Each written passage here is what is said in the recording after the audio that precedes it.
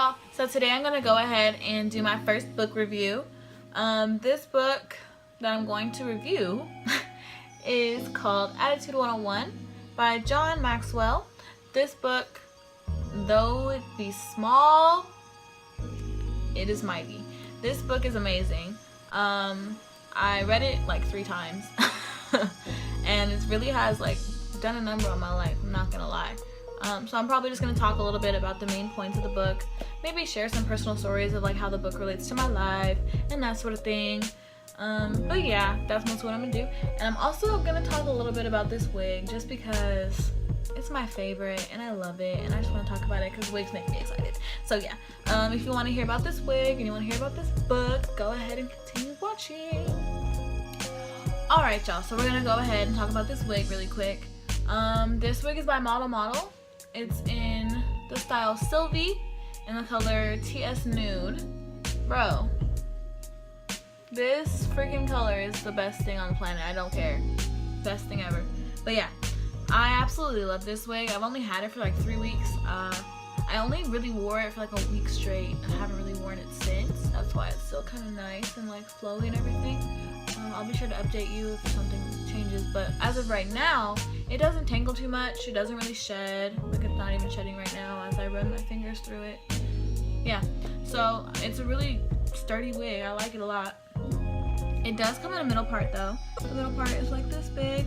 It's just real deep, and your girl has a big forehead, so it just doesn't work. So I wear it in this like makeshift side part thing so that it can look like, you know, like, I don't know, it's like a messy thing. I don't know, but yeah. So I do like middle parts. I'm just not a big fan of the very deep middle part.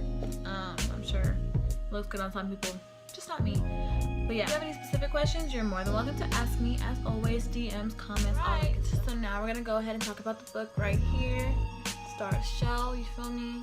Okay, so Attitude 101 is by John Maxwell. He is a leadership expert, a world-renowned speaker. He just helps people and he's awesome. It's literally amazing. He's an author. He sold like millions and millions of copies of his books. And bro, he's just a life changer, man. Like, life changer.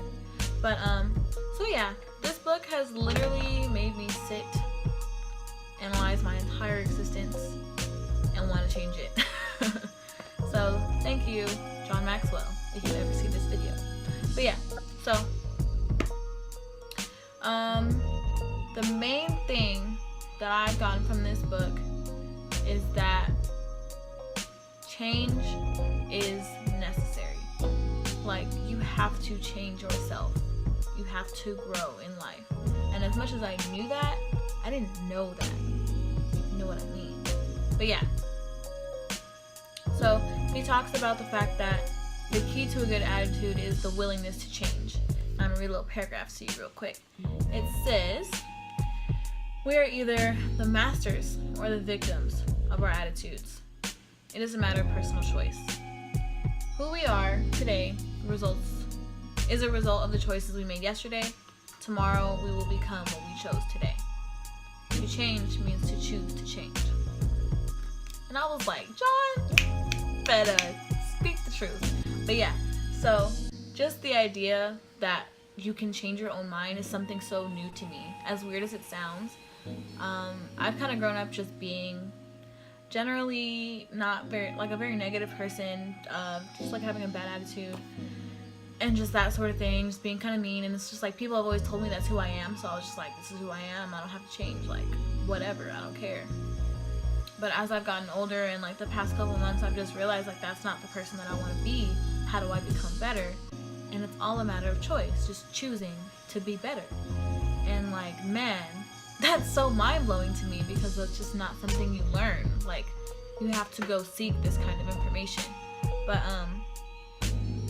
yeah, so John, I am willing and ready to change. But yeah, and then he talks about the fact that our attitude is an inward feeling expressed by behavior. Everything in your life is like affects your attitude.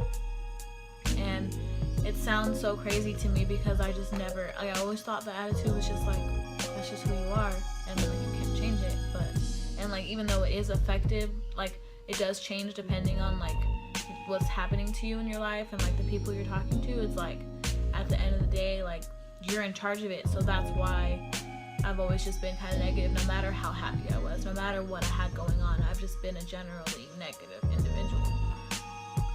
But I'm ready to change that. But yeah, and he talks about the fact that your attitude determines your approach to life. Like, if you, like, okay, there's a story in here, and it tells about how a grandpa, like, falls asleep on a chair or whatever. And then the grandkids, like, play a prank on him and put, like, some stinky cheese on his mustache. And then he wakes up and he's like, it stinks in here.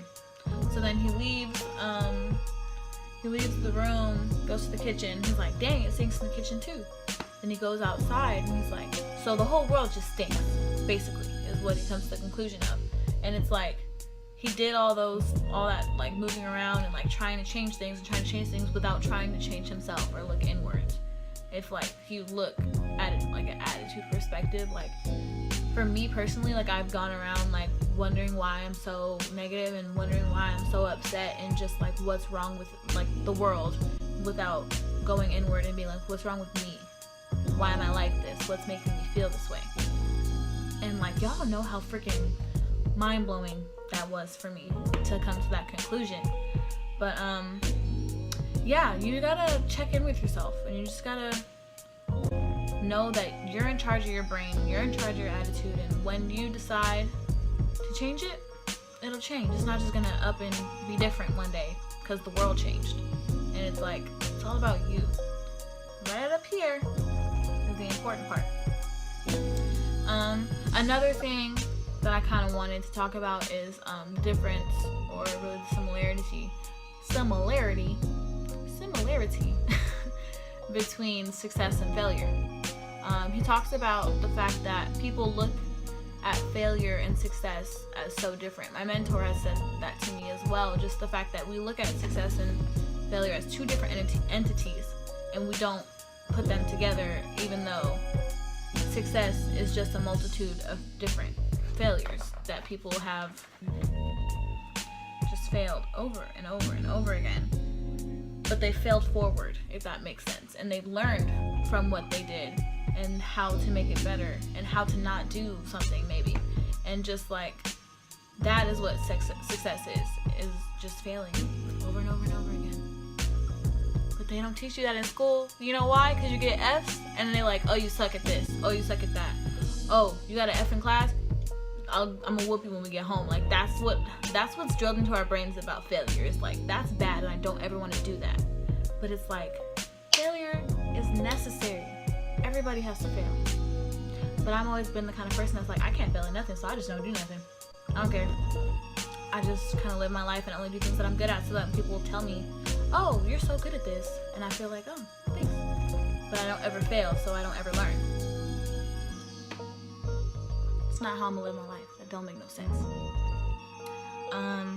But yeah, that's pretty much like the most important things. Oh, also, he talks about the fact that every opportunity in your life, everything that happens in your life is an opportunity, whether it's like good or bad. And it's like, as cliche as it sounds, like, life is what you make of it. Like, things that happen to you can be looked at as good or can be looked at as bad. And I'm definitely still working on that mindset of trying to make the best of bad situations and just trying to understand, like, there's a reason for everything. And things that happen in your life aren't necessarily bad. Like, maybe this is the reason that you do X, Y, and Z. And like, I'm kind of in that place where it's like, I know what I'm supposed to learn, but I don't want to learn that. I want to be mad. But you know, I'm growing, you feel me? I'm trying. But yeah, if you want to know more about this book, because I'm not trying to make this a long ass video, so if you want to know more about this book, you know, go get it.